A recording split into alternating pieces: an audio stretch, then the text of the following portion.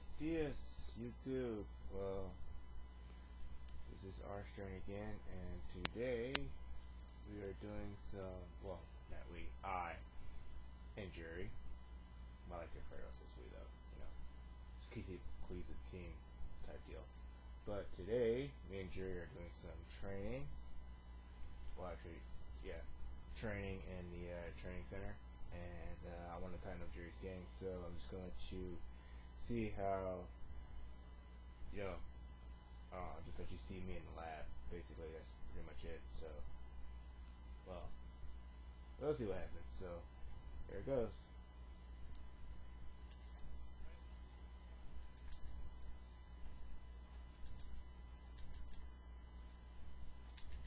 So I notice when I fight online, I have problems usually with jumping in on opponents. So what I want to do in training mode is to improve Juri's ground game, and to improve her ground game, I have to, basically, I don't know, learn how to pressure people in the ground rather than the air, which I usually like to do. Like with a cross up or an overhead or something like that.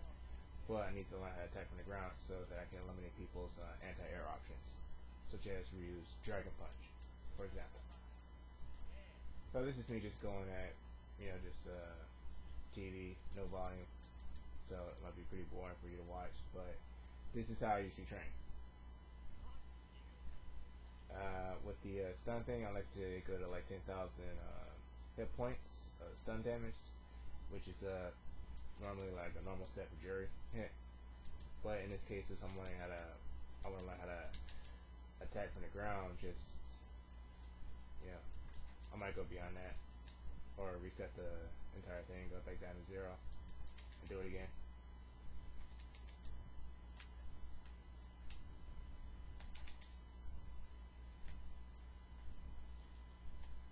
But hopefully this won't be too boring for you. But if you want to stay tuned, you can stay tuned. But if you want to skip over this is, I wouldn't mind. But usually when I train, I like to listen to playthroughs of other games. Like right now, I'm listening to playthrough of Borderlands 2. It's kind of like music. How fighters, kind of get pumped for like a fighter or something when they're training and like listen to music or whatever they want to listen to. Me, I just listen to playthroughs. I don't know why, but sometimes I listen to music like glitch hop or something electronic, dubstep, whatever. Whatever suits my taste for that period of time. But I'm just gonna stop yapping because I need to, concentrate on applying ground pressure. So, again, if you want to skip over this and go to like other videos, you can. But if you just want to watch me beat the crap out of just standing Ibuki, you can.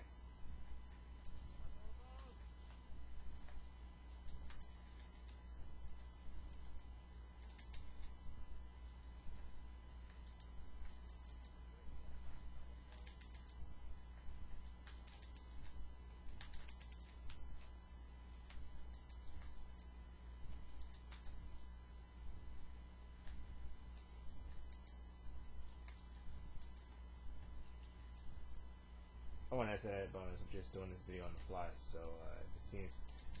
So I guess you kind of like came in at the halfway mark, but I might reset and do it again, just to show you what I do, for training purposes.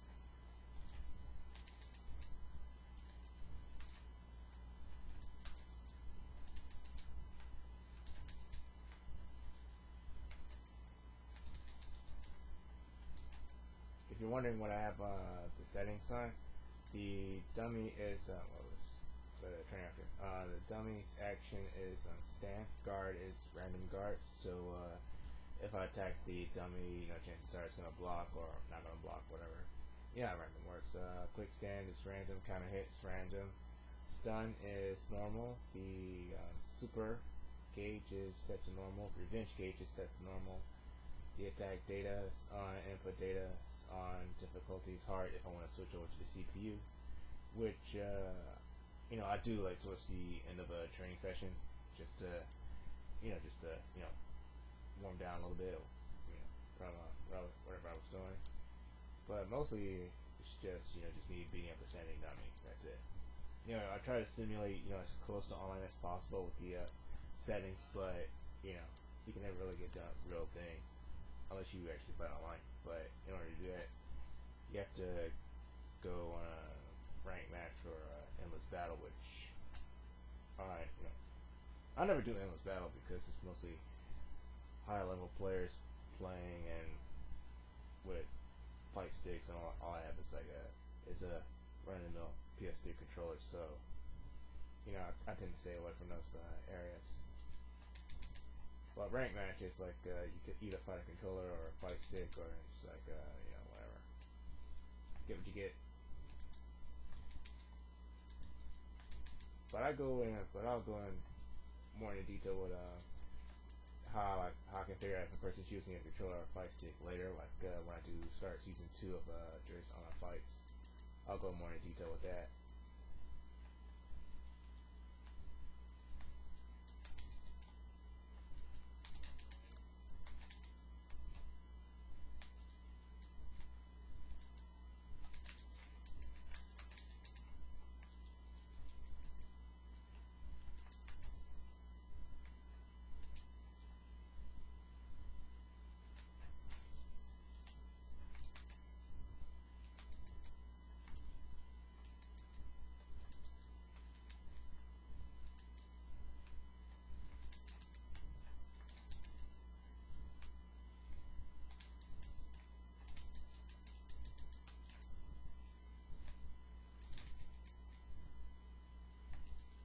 See, now what you see me doing when I use two meter gauges to attack a Buki is I'm trying to focus attack dash cancel. Now I've grasped the basic concepts of focus attack FADCing or focus attack dash canceling by learning how to do it.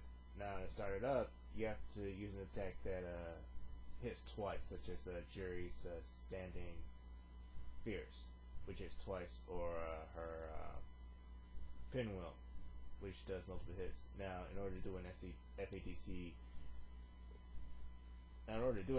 you have to input a focus attack command as soon as the first hit of the 2-hit attack connects with the play. Now, this is really hard on a controller, but it is very easy to do on a fight stick. However, since I only have a controller at my disposal, I had to learn the hard way, so I can do it on a controller. So there you go. And that's about all I know about FADCing. I haven't applied it online because, or if I have, it's probably by accident. Or completely by accident, but it's mostly used to extend combos or to get yourself into a position where you can do a more damaging attack, like a super or ultra. As in Ryu's case, it's the Dragon Punch FADC into ultra, into Metsu Hadouken.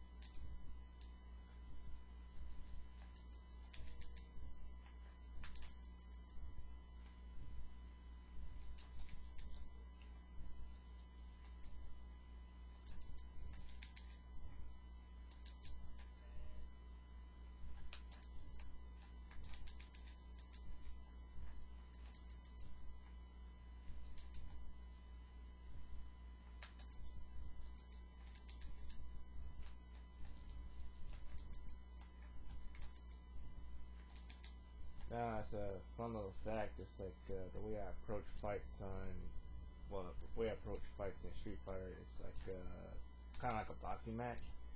It's where like before each fight, make sure Juri's game's like really tight, or if something's loose, like maybe like air pressure or ground pressure, like what I'm trying to work on now. If it's loose, try to tighten it up before like going online. But during online scenarios, it's like you have lag and input lag or whatever, holding you back. So mostly what I try to do is like compensate, and during maybe like the start of matches and stuff, try to like test the waters to see what I can do or can't do. With the Ibuki, this is really effective because in most online scenarios, it's like her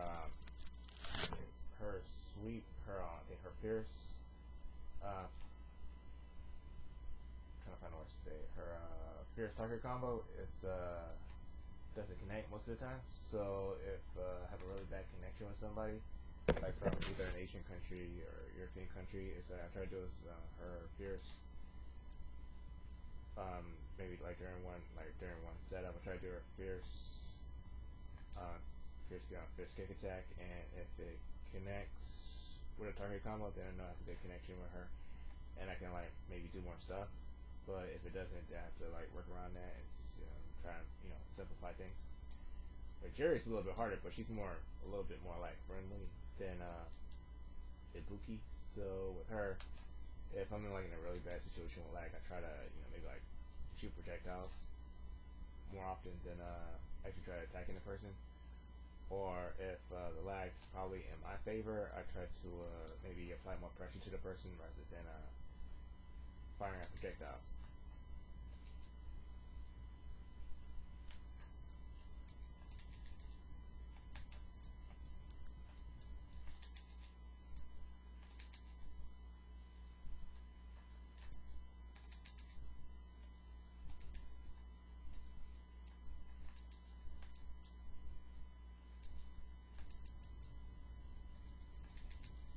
Now I know I'm falling back into old habits by jumping in all the time to get closer to the opponent, but in the future I'm going to try to improve on my ground game, and just maybe like have like one match that's like just completely on the ground rather than me just going in there and trying to do cross ups or other stuff. Because I know once you go in the air, you're like not like that's the most safe place you want to be. But with Juri, since she's like like a zoning character, she can control multiple zones, like half screen, full screen, or like in your face. Which you can be in your face. It's like important to learn everything that she can do, so that if you go into a match against say Ryu or Ken or let's just say Ryu, Chun-Li, or God forbid Blanca, then you're prepared for that type of situation. If that makes sense, but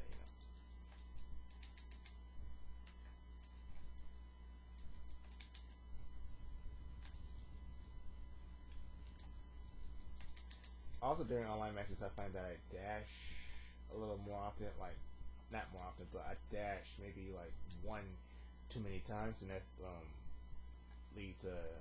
leads Juri to like maybe like lose maybe like most of her fights. It's because she dashes like too much when I don't intend for her to dash too much. Like say I want to dash twice, I actually dash 3 times. Maybe that's because of lag or something. I don't know. It's probably due to lag, but I have to learn how to maybe dash how many spaces I want to dash. Like maybe I'll count it off in my head like 1, 2, 3 or something like that. Or just I don't know.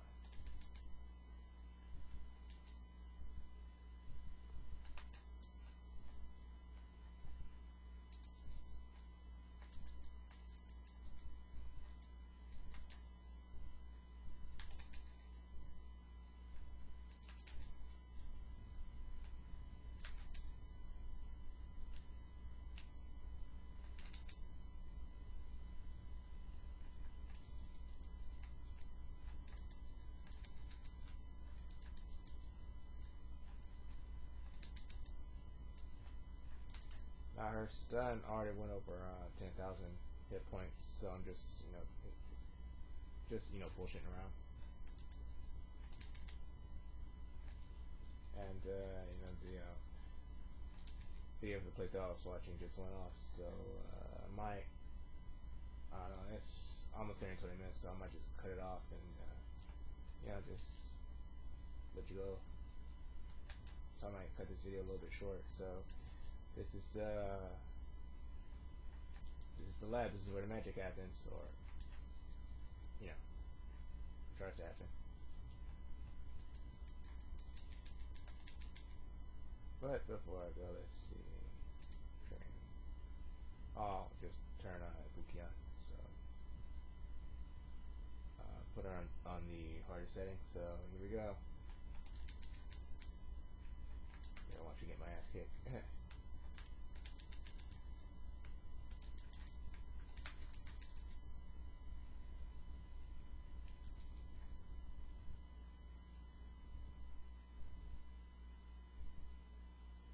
Yeah, now I already know that the computer reach your button inputs on every setting. I already know that the computer reach your button inputs, so it's kind of useless to try to outthink the computer or try to outplay the computer, because it always it knows what you're gonna do ahead of time. So it tries to prep with the best case scenario, which is why Buki's always uppercutting me all the time. It's always uppercutting.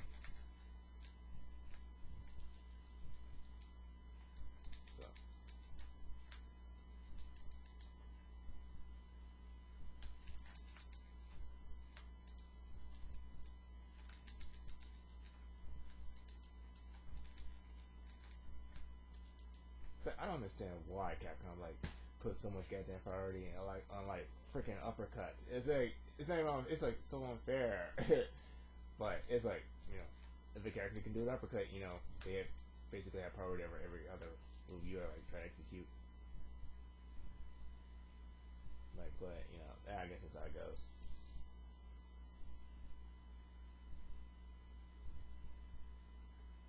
And sorry if I'm talking all over the place. It's usually I'm more focused in this, but since this is a impromptu type of deal, you get what you get. And there's the computer telling me that my controller is dying.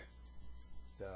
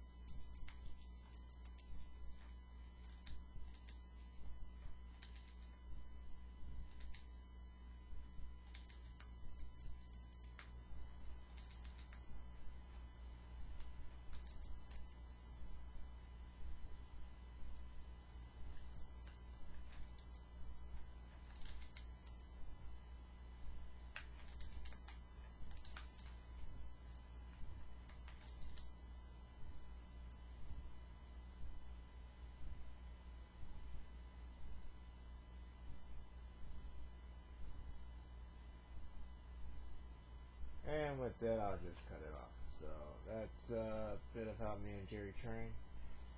Hopefully it was entertaining. I know it wasn't that informational, but good. So usually when me and Juri train, it's just me, computer, maybe a playthrough or some sort of music playing in the background, and complete silence. Hopefully it wasn't too boring, but get what you get. Well, this is Orange String. See you when I see you. Peace.